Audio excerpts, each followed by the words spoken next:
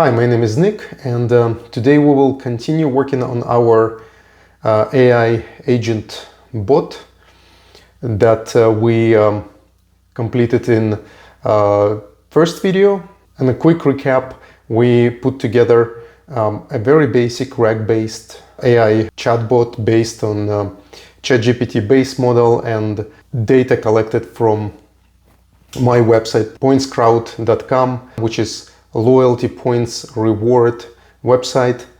And that bot worked pretty fine. It gave spot-on answers to domain-specific answers to questions in regards to reward and points and miles and whatnot. In this video, we will try to improve our chatbot even further. And one particular feature we will try to add is a context. Well, see, currently, if you ask our chatbot, you get the answer. However, if you follow up the question, you will have the answer independently of previous question. That's because we effectively have a stateless chatbot which is not aware of previous requests. Basically, what happens is if I ask what's the easiest way to achieve a lead status in Marriott Bonvoy program, and I'll get an answer, and then I follow up with a new query, how to do that without staying in hotels, we'll get unexpected result because the second prompt doesn't really make much sense and is not very specific, not specific at all, very vague. But in the context of previous query, it makes total sense. Our bot should understand that this is regarding Marriott Hotel, and so previous question is expanded with this clarification. There are probably several ways to approach this task, and I have tried unsuccessfully first just appending prompt with history. So what would I do? I would record the history of the conversation between AI agent and the user, and then I would just append it to a new prompt and let the LLM model figure it out. That proven unsuccessful after very few interactions. As soon as third or even second interaction, the model got confused, and that makes sense now when I look at it. The problem is that a model would look at the latest prompt in connection with the previous conversation and look at whole object or whole text as a one single prompt. And the problem comes from the fact that prompts can be, the questions can be quite different. You can start conversation speaking about hotels, and then you can switch it to lounges, and then switch to potentially the best technique to upgrade seats on the airplane, which altogether is quite a diverse prompt. And then when the model looks at that, as a matter of fact, it's not the model, it's when the similarity search go through it, it couldn't find any documents similar enough, and thus not returning any matches. And so the model, the base model, wouldn't make any useful response out of it. So the approach, I think, works best, at least so far. And if you know better approach, please do tell. I'm really eager to learn. Is to use template. And this approach incorporates solutions to several problems. Well, first, we will pass instructions to our base model to act certain way, then to do some things, for example, to make sure to include links in the response, and not to do some things, not to make up answers when no knowledge is present and when there are no documents retrieved. We want to avoid hallucinations, and then we want to make sure that we pass context, which will be our docs based on the similarity index, and then we want to pass conversation history, and we want to pass actual query. And so by using the templates, base model understands that this is not just a big single prompt came to be resolved. It's a separate part which is conversation and treated as such, context, and treated the other way, and actual prompt. This should solve our problem of model being overwhelmed and losing its attention. Now, also one particular problem that we're gonna hit this time is statefulness of the system. Previously, we wouldn't care because our system was stateless. We send the request, we receive the answer, and that's it. And this means that all the users can do it in parallel and wouldn't interfere with each other. And I'm not talking about overwhelming requests, DDoS and stuff. That still applies. I'm talking about the typical LLM security issues. But now when we add context, we want to make sure that there is no data leakage, prompt exposure, history not shared between users. So effectively, we need to make multi-domain system. We need to make sure that each user is isolated and data is not being overlapped.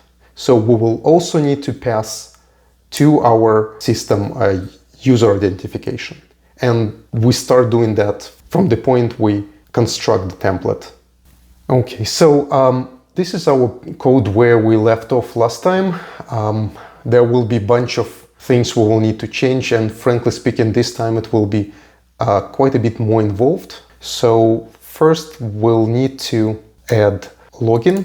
Throughout this code we will have quite a bit of login just to make sure we add a certain level of transparency and can monitor what's happening.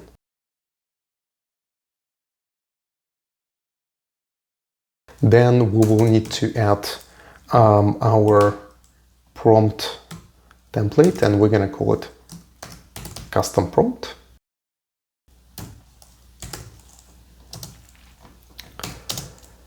And for that, we will need to add object prompt. I will use my prepared template.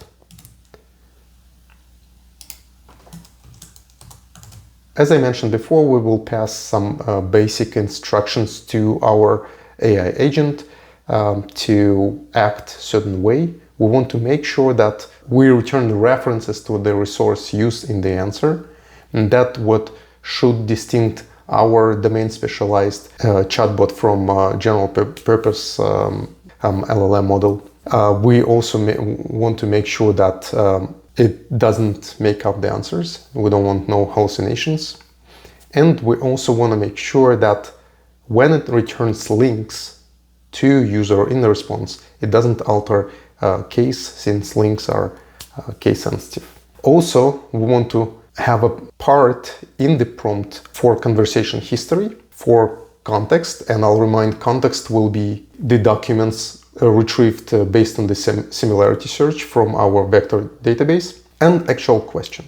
We don't have to change the database declaration. However, we'll have to divert from our previous approach of using a retriever, where retriever effectively will collect the documents from vector DB and then apply base model to it and do it kind of in one go, return the answer. This time we will split this process in two steps. First, we will retrieve relevant docs, and then we will pass them to base LLM for a response. LLM stays the same and no retriever this time, but instead we will declare QA chain, and our QA chain will be based on custom prompt, and the results of output of custom prompt template will be passed to LLM. So now going back to what I said about multi-tenancy, we need to add another parameter to our API. It's no longer enough just to have parameter for a query. We also need to add a parameter for user ID. So this way we want to make sure that we will be able to split the conversations. And our post method ask function will be changed a lot. This is not going to be as simple anymore. First, we will need to extract the user ID, which is be request user ID. Yep, correct. And then our query. And I will add a line of login here. Now, first step, we're going to extract documents based on the similarity search. But I want to do it with similarity search with score, so this way I can validate myself and I can better understand what's going on, make the process and code more transparent, more easy to follow, and less of the black box. And I'll spell out parameters. Query is query k equals 3. Parameter k here defines the number of documents we retrieve, so it limits the result, ordered by the similarity score. And score threshold 0.5, yep. And the score threshold will set to 0.5, and this is moment where you probably will have to try for yourself and see what works best for you. Since by default FAISS uses L2 distance for score threshold Euclidean distance, which starts from 0 and it means identical, so the lower score the better, the less of the distance between vectors. However, it doesn't stop at a certain number. It stops about 2, maybe a little higher, but there is no hard stop. So it's not normalized, we don't know where it ends. From my trials, 0.5 returns fairly similar documents without including slightly similar. Not to say that 0.75 would be complete garbage, but would be noticeably less similar. And it seems 0.5 works well, but again, we can adjust down the road and you should try for yourself what works best. You may also ask why put that threshold score in the first place if we have k parameter, which returns top matches already ordered by similarity score from the lowest score, which is most similar. Well, the problem is that if you ask a question which doesn't really find any significant similarity among the FAISS database, the k will still return 3, even though the documents might be very, very slightly similar, not similar at all, providing next to nothing in terms of the value. And then your base model will look at that and might get confused because that apparently has become a context now. So we don't want that. We want only 3, but we want only 3 good ones. Hopefully that makes sense. All right, once we retrieve docs, let's create login, so log line.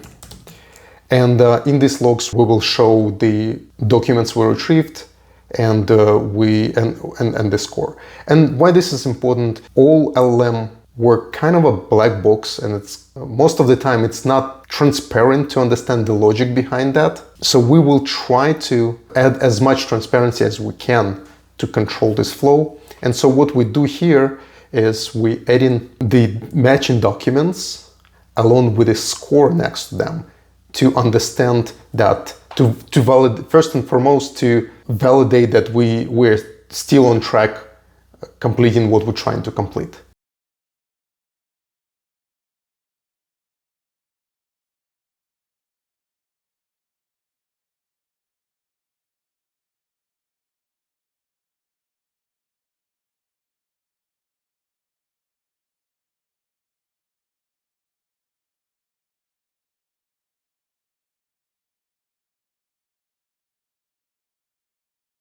All right, this way we should see what we have retrieved in the logs. Now, when we have docs and we're going to use it as a context. We cannot just invoke LLM.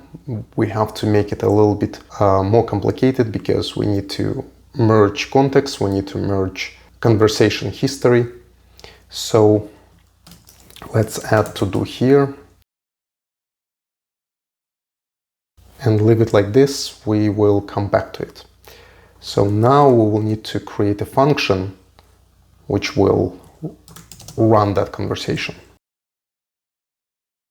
We will have to pass queue chain, which we have generated before. We'll need to pass user ID to maintain that separation. We'll need to pass query and docs. Okay, so first thing first, we need to implement conversation, and specifically we need to implement retrieve conversation. So retrieve conversation. Once we retrieve that conversation, we also need to retrieve context. Implement context. Once we've done both of them, we actually need to run QA chain. Yeah, sure, let it be that. So we retrieve conversation, we implemented context, we ran our QA chain, and then we need to update conversation history. And then we can return. Okay, so conversation history will require a little bit of coding. Let's start on the top. We will create a class conversation history, which will be responsible for storing and updating conversation history for all of the users. We'll need to add limitations on the size of the conversation. And this is something you will need to adjust, you will need to try. Not necessarily limit of the model is the problem. Latest models, ChatGPT models support, I think, 128K of tokens, so fairly big chunk of data. But also, we will think about primarily cost, speed, and lightness. And so, to start, we'll use max. I wish I could type tokens 124, and 124 tokens should be around 700-800 words, so should be fine. This should keep our context small, light in terms of speed and billing. And later, if we feel that's not enough, we can always expand it. And token buffer 500. So what that means? That token buffer will be used for our prompt, for our response, and for system messages, where the rest of the tokens will be used for the context. The bigger buffer and max tokens, then obviously bigger responses we can have, but also come with cost and performance.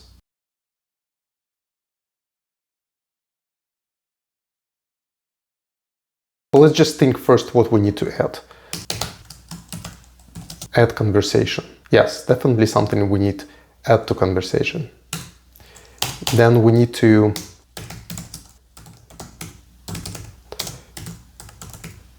retrieve conversation. Then we need to truncate conversation history because we don't want to overflow our max token limit. Before we implement add conversation, we probably need to implement truncate conversation. And the reason being is if we add to the conversation, at some point every new addition will push the oldest message outside of the max token size and we will overflow that window. So we need to add something at the beginning of the queue and truncate that queue at the end. So Our add conversation will also invoke truncate conversation at the end. So we need to implement truncate conversation first.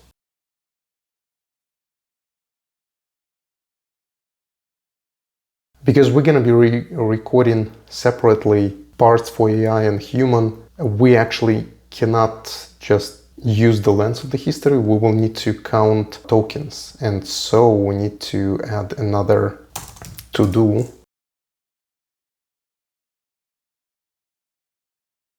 I think that's it.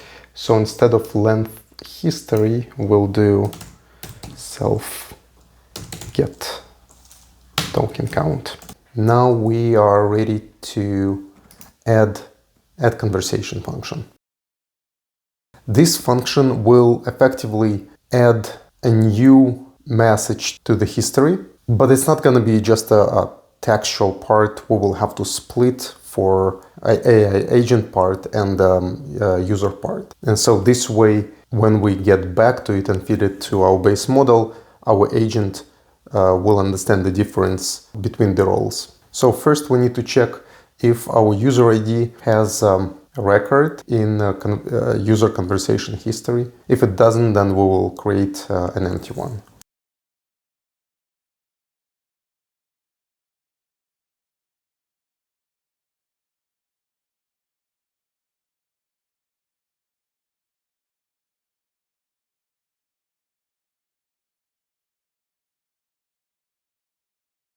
So by the time we done appending new content to our conversation history, we may very well break the limit of maximum tokens. So we should run truncate conversation function. This way we will make sure we never violate that limit.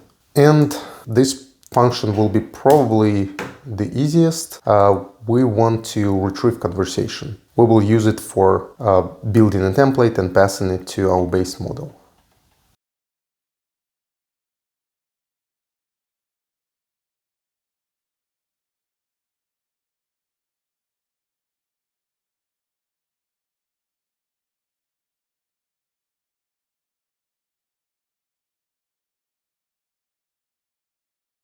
So we're done with conversation history class, and now we can continue implementing a run conversation function. Retrieve conversation is fairly simple. Oh, first we need to initialize class. Let's do it somewhere here.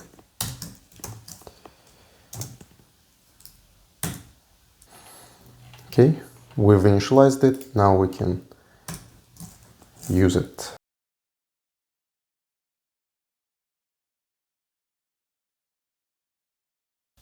That's weirdly spelled. I need to fix it. Okay, so this will collect existing conversation for the user. Now let's deal with the context. Let's recall that context in our case is the part with documents that we received in turn based on similarity.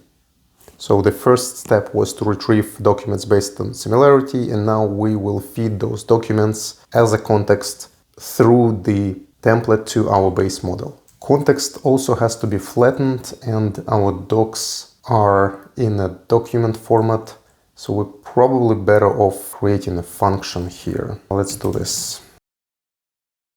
And let's keep it as a placeholder, and let's write the function.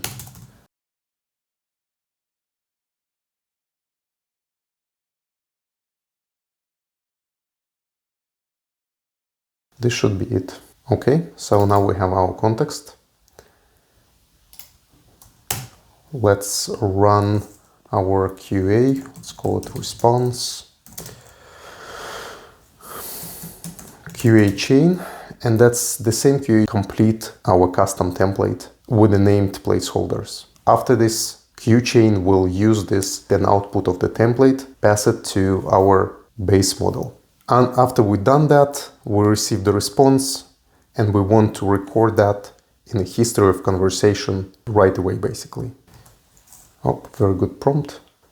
Almost correct, except response doesn't come as a text, and we need to take content attribute for the actual response.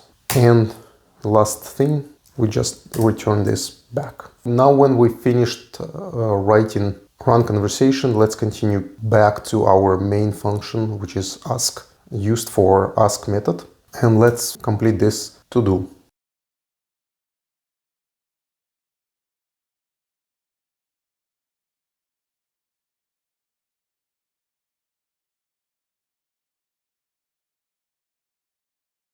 Okay, unless I missed something, this should be it. So let's give it a shot.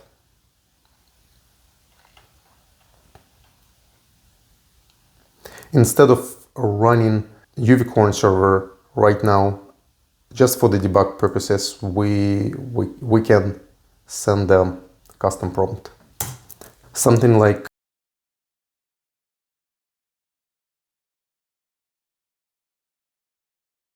how can I get Ritz-Carlton credit card?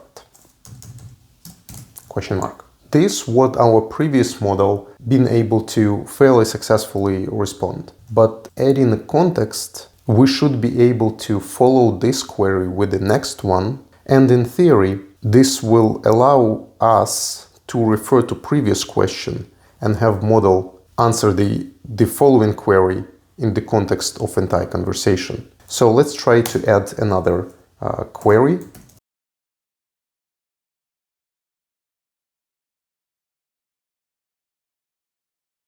What did I ask about before? Prompt like this by itself will return solid, confident, I don't know from our existing bot as we left it at the end of the previous video. However, after we added context, that shouldn't be the case. As a matter of fact, let's run it and see what exactly happening. And as we run, I'll put a couple of breakpoints so we can look into the process and see what's happening. And hopefully it will give us better understanding and maybe confirm that we're moving in the right direction, or otherwise tell us that we made a mistake. So first breakpoint I'd like to put right before we ask for response. So this way we can review, retrieve documents. And this part is absolutely crucial here because this is the main driving context. This is the part that shapes entire response. And I put one breakpoint right on the second prompt. Don't forget to set your API key. There are several ways to do it. One is to pass directly as a string to load local function, or you can set it as an environment variable. Okay, we are starting with the first prompt. Okay, we are at the breakpoint before we run the run conversation function. So by this time we already have collected documents. As a matter of fact, we did. We can see it here in our logs.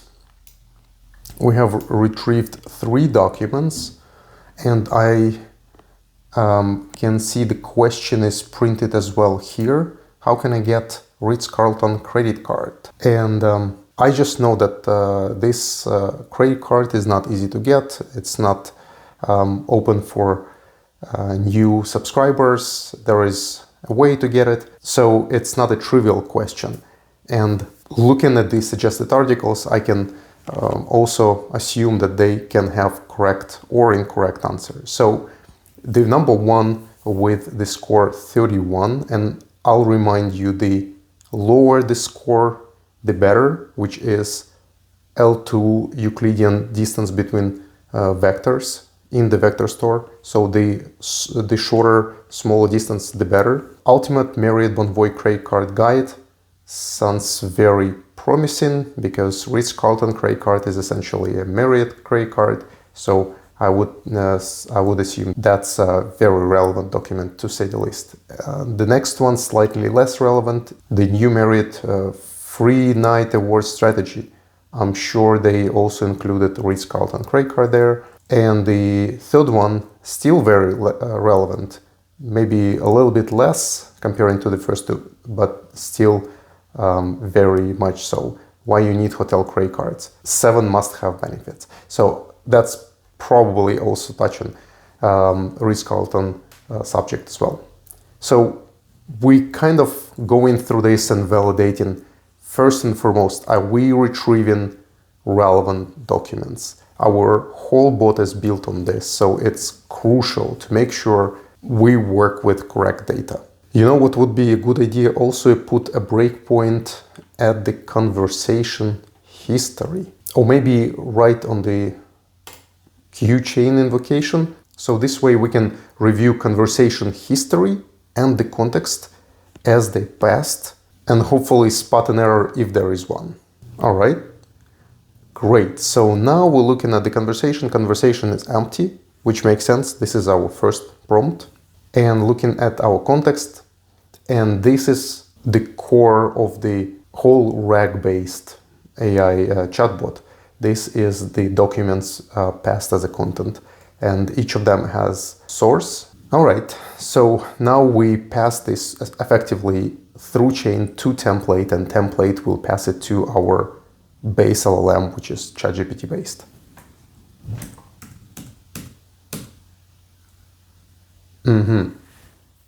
Made a mistake.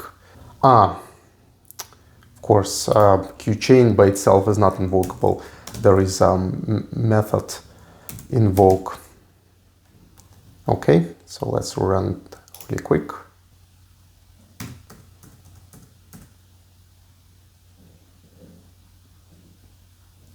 We definitely received an answer, and it looks like a promising answer. It starts with the directions how to obtain Ritz-Carlton credit card from Chase. So clearly the underlying model understood what was asked, and also since it's providing some direction, it looks like it has some valuable information to pass, but we will see it in just a second. We will add this to our conversation, and of course I had to make a mistake here. Missing one. Oh yes, of course. Get token accepts. Yep. Of course. We need to pass message here, which is our history. And while we add it, we might as well add get user ID, just to make sure if we ever use it on an existing user, we don't have an issue, which we shouldn't.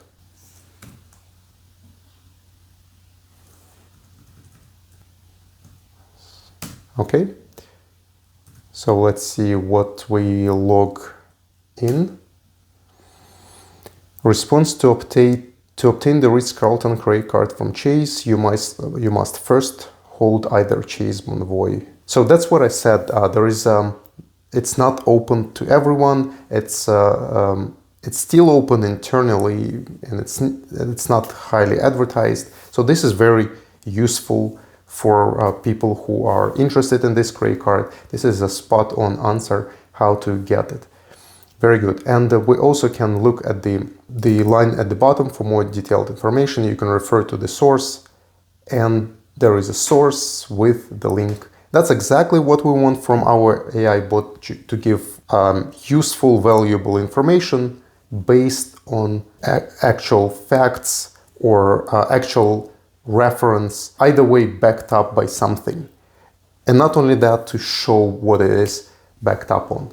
So this way a user can get the answer they want and can validate it through the first order source. So let's build the response, and here is our response right here with a status code 200. Excellent. This is perfect for API. So this is the key now, because we're gonna send the follow-up query, which by itself means nothing and won't or shouldn't produce any meaningful response. But in conjunction with the first prompt, considering that we maintain context, this, well, we'll see how it behaves. Okay, let's review docs. There are no documents, no matches, which makes sense. The question doesn't really point to any particular subject. Retrieve documents, nothing. So what's going to happen now? Previously, I would say the underlying model would say, I don't know. Oh, while we're at it, let's just check the conversation history, because this is a follow-up, so we should review it. And here you go. User asked how can I get Ritz-Carlton credit card, and assistant responded with the response we already read. And context is not empty now, because there are no relevant documents. So what it's gonna be? That was quick. There you go. Well, I'll go further, and here the response, you asked about how to get Ritz-Carlton credit card. That's exactly what we were trying to achieve. Our base model understands the length of conversation, and it understands that in context of this conversation, the answer should be this. We spoke, we as a user asked our bot about Ritz-Carlton credit card, and that's what the bot tells us, which proves that it maintains the context and uses it the way we design it. All right, that's about it. I will remove this. We have upgraded our AI RAG-based chatbot with the context functionality. Our AI bot is stateful now and can support multiple users without overlapping context or leaking prompts between users. Okay, now when we finished coding improvements to our chatbot, I think the best way to finish the video is actually see it deployed on the website. So we're going on pointscrowd.com, AI chatbot, get started, and we're gonna ask, specific to reward travel, what's the best way to achieve elite status with IHG?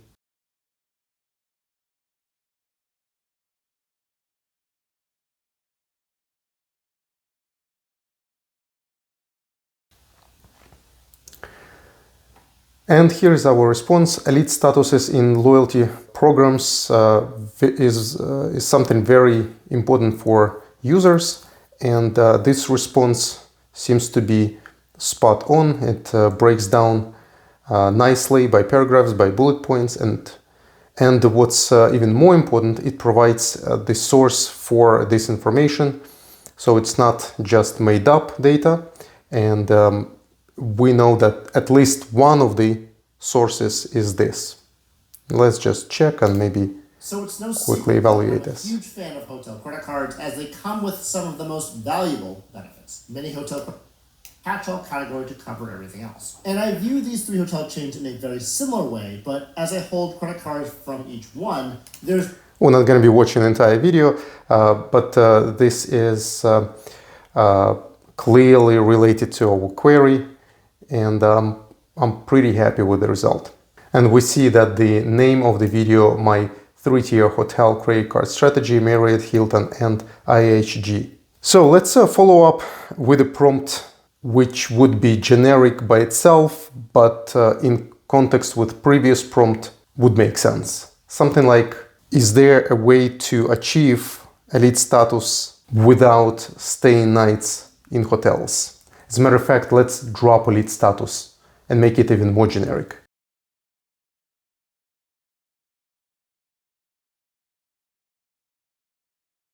So we make it pretty vague and ambiguous. We don't have name of the chain, and we dropped the elite status.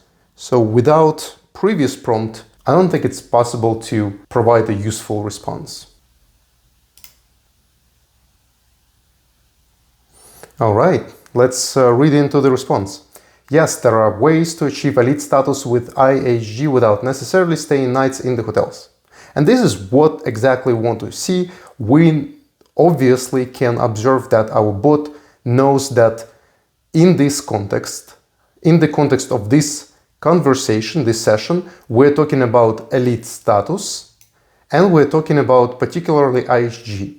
And the response is spot on. Well, excellent. I think we achieved the goal of this video. I think we upgraded our bot. And if you would like to interact with this, send me a message and I'll add you to the beta. See you in the next video.